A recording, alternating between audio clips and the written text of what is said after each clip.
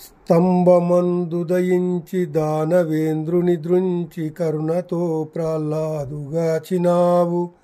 మకరిచే జిక్కి సామజము దుఃఖింపంగ కృపయుంచి వేగ రక్షించినావు. శరణంచు నా విభీషణుడు నీ చాటుకు వచ్చినప్పుడే లంకనిచ్చినావు. ఆకుచేలుడు చారెడటుకులర్పించిన బహు సంపదలనిచ్చి పంపినావు. వారి వలె నన్ను పోషింపవశముగాదే ఇంత వలపక్షమేల శ్రీకాంత నీకు. భూషణ వికాస శ్రీధర్మపుర నివాస దుష్ట సంహార నరసింహ దురిత దూరా.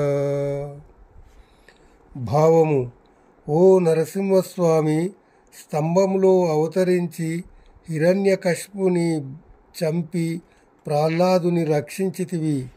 మొసలి బారి నుండి దుఃఖపడు గజేంద్రుని శీఘ్రముగా కాపాడినావు.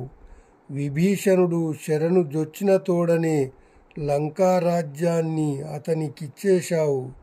అటువంటి నీకు నన్ను కాపాడి పోషించుట సాధ్యము కాదా? ఇదేమి పక్షపాతము నీకు శ్రీపతి?